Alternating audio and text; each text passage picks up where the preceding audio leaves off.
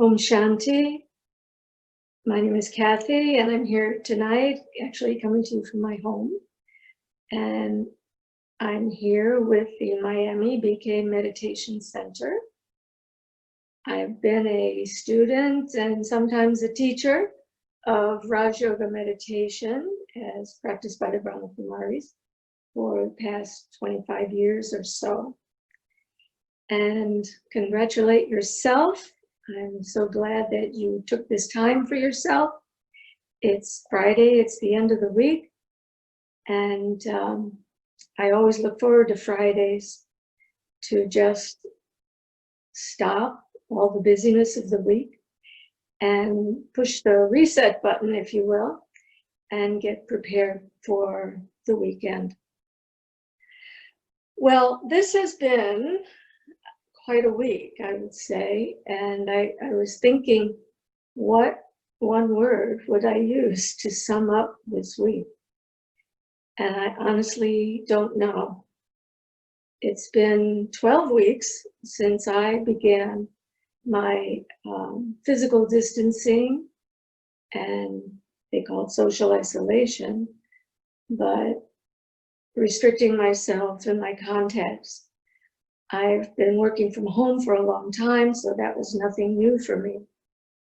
But having everything sort of upended, the things that we normally do, that we take for granted, the ability to go out, to be social, to go to our center even, none of that is possible right now. And so the topic that I chose, Alone Together, was actually the line of a song from Lucinda Drayton many years ago. But in this day of Zoom and social isolation and social distancing and working from home and things being closed, it's really taken on new meaning. So I hope you're all doing well. And we're going to take these next 15, 20 minutes to do a reset. This has been a week that like none I've ever seen in my life. And it really calls each of us to a place of silence and reflection. So the power of introversion is really the benefit that we can take, or one of the benefits that we can take from this time. And whether we're living alone, like I am, or if you're with your family, or working from home, things are very different. And I think all these situations have plunged us into a deep dive into ourselves, not least the latest demonstrations and protests following the awful tragedy of Mr. Floyd dying at the hands of our police. So there's really nothing to say, but one thing that I've learned over the years as a lifelong activist, and it's this, that this time really calls for silence, for introversion, introspection, and a hard look at ourselves. Our tendency is to look outside and say, oh, this shouldn't happen, that shouldn't do this, and so forth. But really, the only answer is to look inside. And the second part of that answer, the alone together equation, the first part is to look inside alone, to be with ourselves and take a very hard look at my beliefs, my implicit biases, how I behave toward others, what I think, how I act. And then the together part is nothing is really going to change unless we're all in this together. And so I mentioned the yogi life, and there's something I think that we can learn from the yogi life. And it has to do with the power of introversion. The yogi life has 3 specific languages that we can all benefit from and learn from. First, the language of the eyes. And since we're all wearing masks out in public, people can't see us smile, but one of our teachers, Liz, you know her, told a sweet story about how the young babies, even though she's fully garbed in PPE, the young babies know when she's smiling at them. They see the language of the eyes. And secondly, the language of feelings, of pure feelings. So this has been a week of strong emotions and a lot of up and down. But I can actually create pure feelings of love, pure feelings of peace, even as I watch these terrible scenes. And so the pure feelings of love, of peace, of patience, of tolerance, of harmony that we generate can help our community and help ourselves, first of all. And then there finally is the language of thought. And maybe that's the most powerful language of all.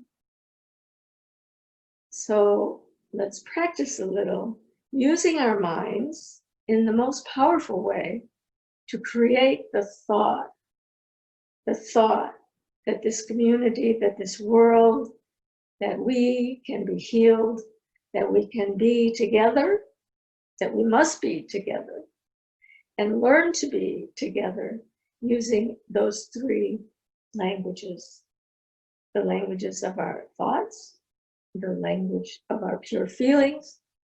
And even if we're not together, I personally lost 2 friends just this week who had underlying conditions, one in Chicago and one here in Miami. So those, even though we can't be together, there will be no service and so forth. The language of pure feelings can provide some comfort to the families and to ourselves as well. And then also the language of the eyes. So the other part of together is that we can meditate together and let those feelings emerge and let each of us contribute something to this situation and to the world. My heart is my silent, secret place where I can feel life deeply as it is.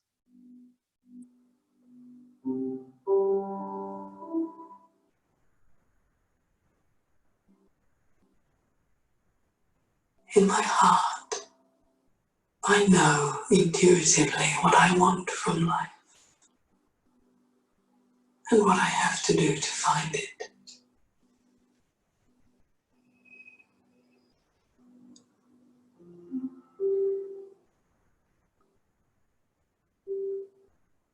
In my heart, I know myself as a loving being.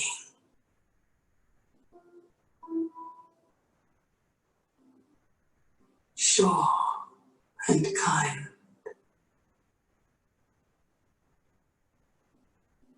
Gentle and accepting.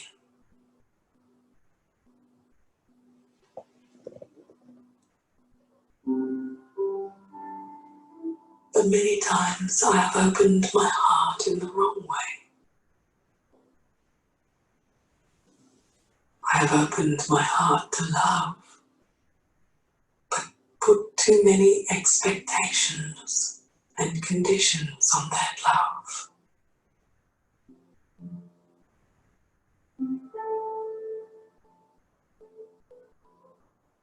I demanded a return for my love.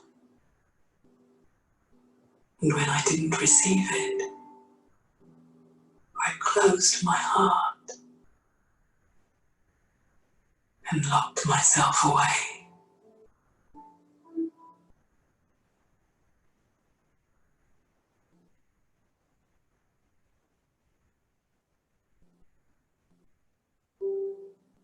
Yet the love in my heart is always there, hidden and waiting,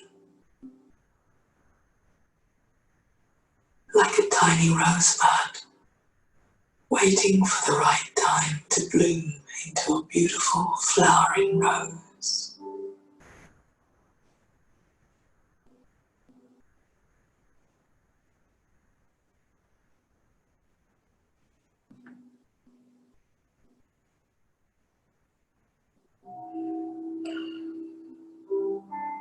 What do I need for my love to emerge?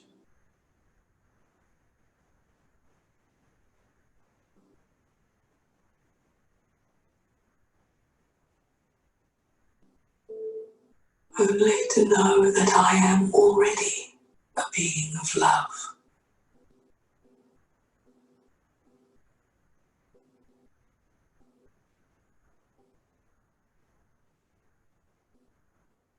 I let go of the illusion that I have to draw love into my heart from outside myself.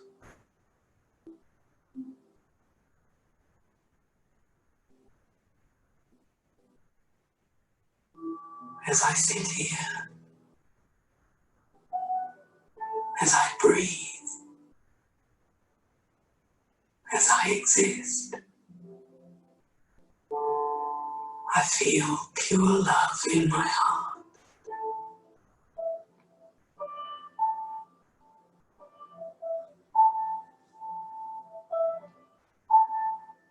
A love untouched by time, space, and condition.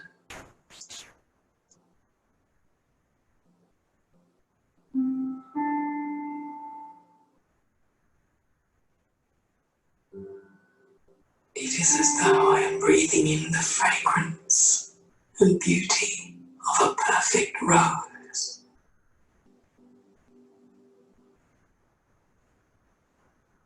And I hold this loving feeling gently within myself.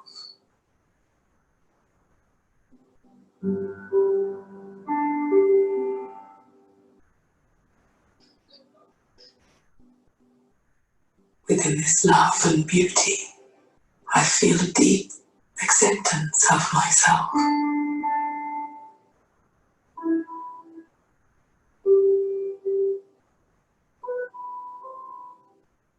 My fears and uncertainties dissolve.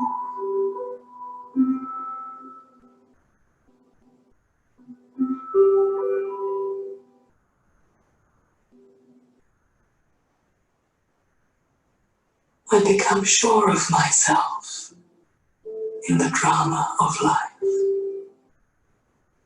sure of my strengths, sure of my opportunities and creativity,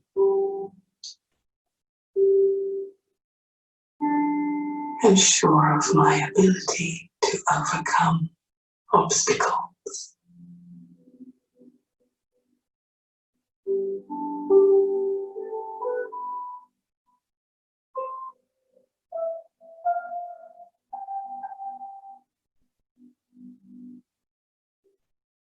My heart is strong and able to hold on to love.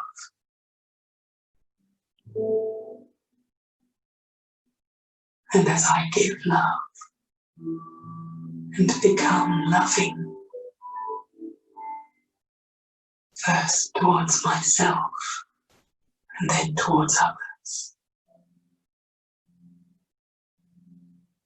as I become loving, I attract love to myself.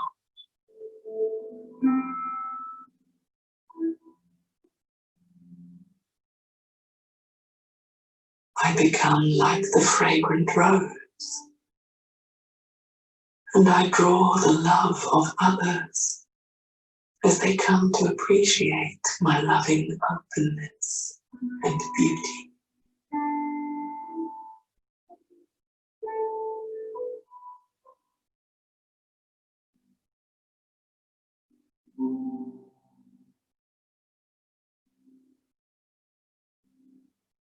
I open my heart completely to love.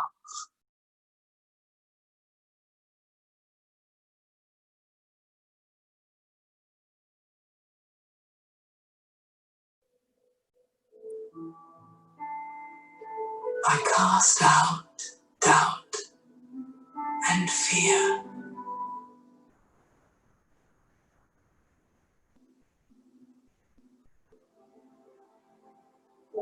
I am a being of love,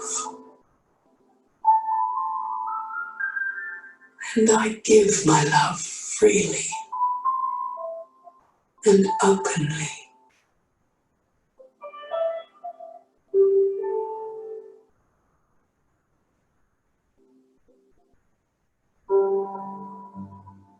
My heart and the rose are one.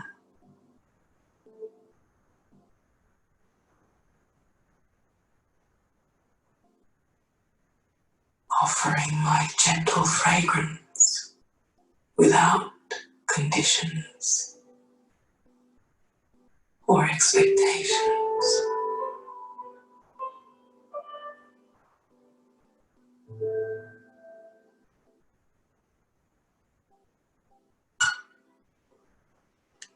I am whole.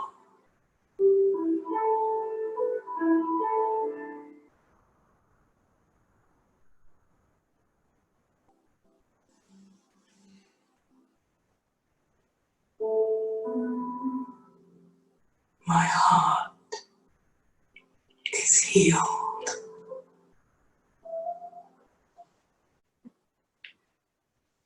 Thank you all for meditating with me tonight. It's important that we are together, and that's why the Meditation Center has been doing these programs every evening, Monday through Friday at 6:30. And I encourage you to take a break for yourself and push the reset button and refill yourself for the rest of the evening. And also for this weekend, fill yourself with love, open your heart to love, and stay well, stay healthy, and a big Om Shanti. Thank you. Good night.